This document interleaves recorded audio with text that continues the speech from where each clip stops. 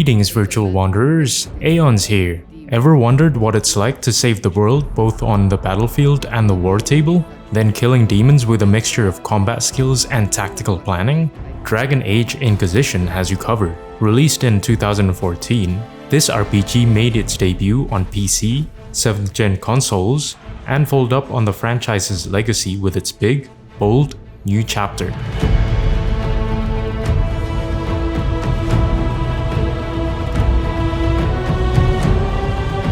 Set in the vast fantasy continent of Thedas, all viewed from a third-person perspective, though you can zoom out for a more tactical top-down look for the point-and-click mechanic, you control the Inquisitor, a customizable hero caught in the middle of a civil war, demonic invasions, and political messes. Because why stop at just one world-ending crisis? But with all that going on, does Dragon Age Inquisition actually deliver a world worth exploring? Let's take a look. Let's first talk about side activities. First up are side quests. Side quests in Dragon Age Inquisition are everywhere. They range from simple fetch quests to involved missions with dialogue choices and minor consequences. You'll find people needing help, forgotten villages, and ruins full of secrets. Some quests are tied to factions like the Templars, and your decisions here can affect how those groups see you. Then there's companion quests. They pretty much dive into your party's members' backgrounds, letting you influence their personal arcs and gain each of their loyalty. Then there's the judgment system at the Skyhold. After certain missions, you're given the chance to judge prisoners or controversial characters. You can execute, imprison, exile, or get creative depending on the situation and your Inquisitor's personality. It's honestly a cool little touch of roleplay. You'll also have some quests to close some demon portals. Next up is treasure hunting. You can find interesting loot scattered around ruins, abandoned forts, caves, and old battlegrounds across the world. Some treasure is locked behind puzzles or in hidden spots, while others are guarded by tough enemies. But the most exciting form of treasure hunting comes from dragon hunting. There are 10 high dragons across the map, and each one is a unique boss fight. Once you defeat them, not only do they drop rare items, but they also drop rare materials like dragon bone and scales, which are top-tier crafting components. They also drop powerful gear and accessories, so each dragon feels like a mini milestone, which can be satisfying to some players. The war table at Haven, and later Skyhold, is where you plan the Inquisition's more global movements. There are two kinds of operations here: story-critical missions that unlock new regions, and side operations or ops that offer passive rewards. Each op takes real time to complete, ranging from a few minutes to a few hours. Some operations trigger a special dialogue with companions or provide gear that you can't get anywhere else. It's more of a strategic layer and menu-based passive activity, but it's also there. Crafting in the game is deep if you want it to be. You can craft weapons, armor, and upgrades at the crafting benches in the settlements. To do this, you need schematics, found in loot, shops, or quest rewards, and crafting materials like metals, leathers, and cloths. There's also potion crafting, where you upgrade healing potions, resistance tonics, and grenades by collecting and combining ingredients. If you like tracking down every last thing, there's no shortage of collectibles. You've got shards, which are used to unlock magical barriers, asteriums, which are constellation puzzles that reveal hidden doors, and just basic collectibles. Some give you codex entries, while others reward you with loot or open hidden areas. They're not necessary to finish the game, but they offer a completionist challenge. Many of them are marked on the map, but a few require actual exploration or solving puzzles to access. Next up are vendors. They're spread across the main hub and camps in each zone. You can buy gear, schematics, crafting materials, and sometimes rare items tied to certain factions. Some shops unlock only after you gain influence or complete specific quests. And lastly, the Skyhold has its own group of merchants that refresh inventory over time. Now, shopping won't completely replace loot drops or crafting, but it's a good way to fill in gaps or grab items you're missing.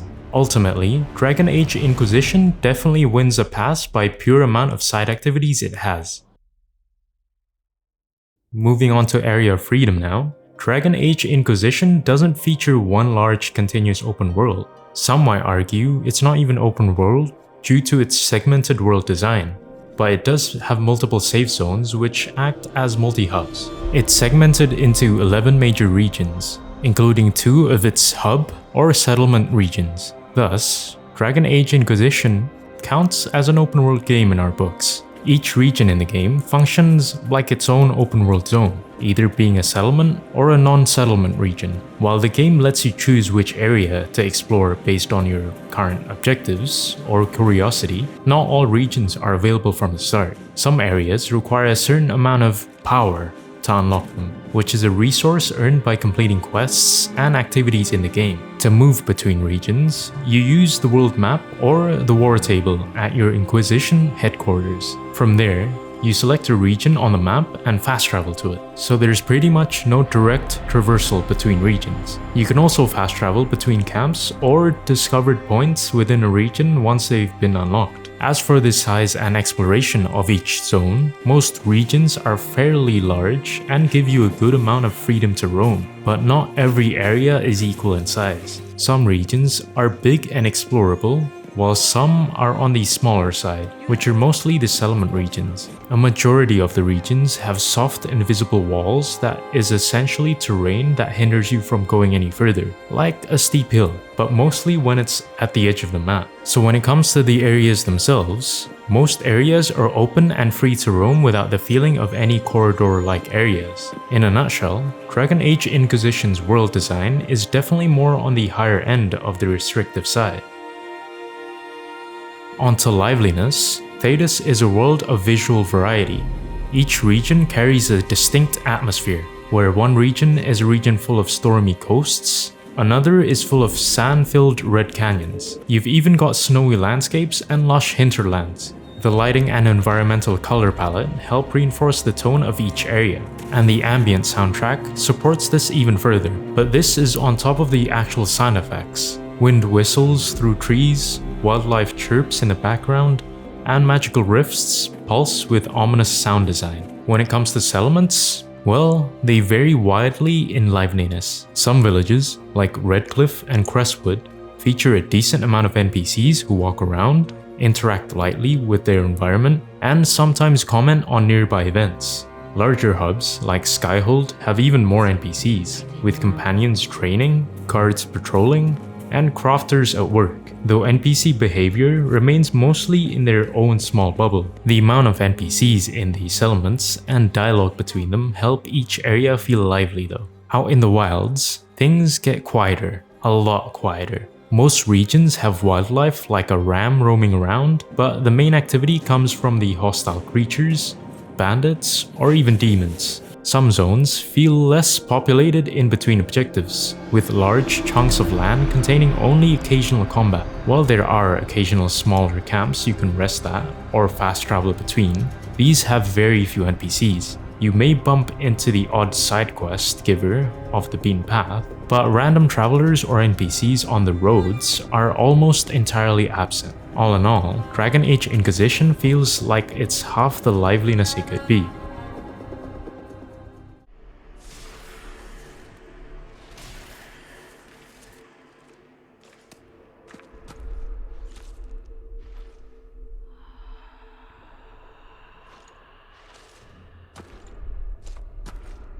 Next up, customization. Let's first take a look at character creation. Character creation in Dragon Age Inquisition is detailed, but not overly complex. At the start, you choose your race, class, and gender. From there, you're given a fairly decent set of facial customization sliders. The options include face shape, skin tone, eye and nose structure, tattoos, and hairstyles. However, body customization is limited. You can't adjust height, weight, or physique, and your voice is limited to 1 or 2 options depending on gender.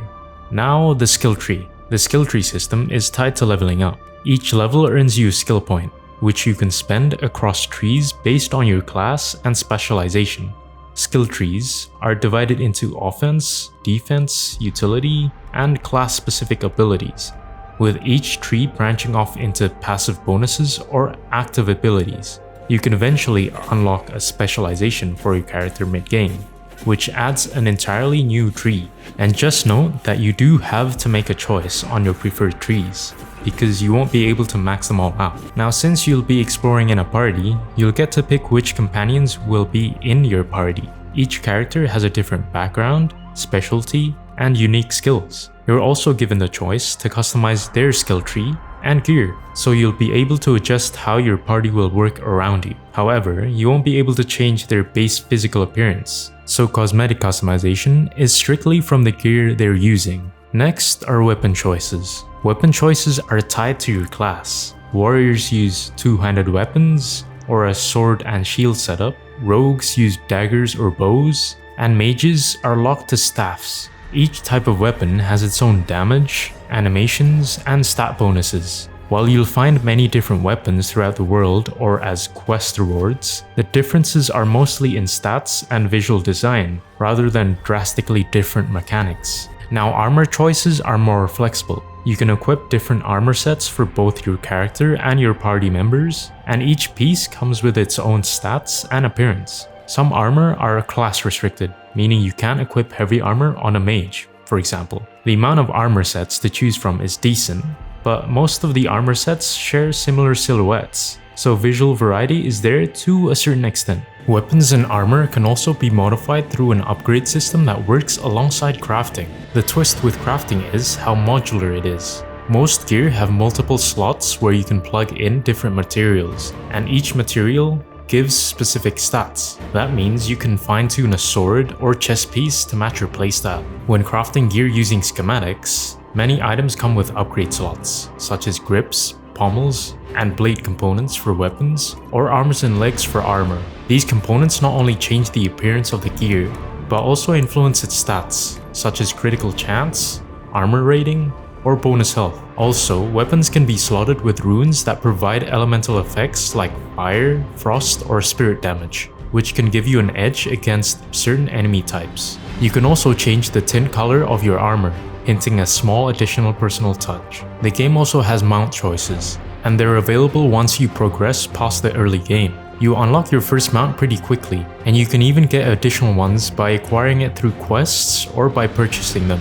There are also different types of mounts, including horses and even exotic beasts. Each mount has a unique look, but no meaningful gameplay difference, meaning no speed variation, combat abilities, or stats. They serve purely as a fast way to traverse open areas with different visuals. Lastly, the Skyhold, your base of operations, offers a few customization options. You can change your throne, banner designs, bedspread, and decor by finding or unlocking new designs in the world. These changes are visual only and don't affect gameplay. So that's about it. To sum up everything in the customization aspect, you won't be bored with the customization options in the game.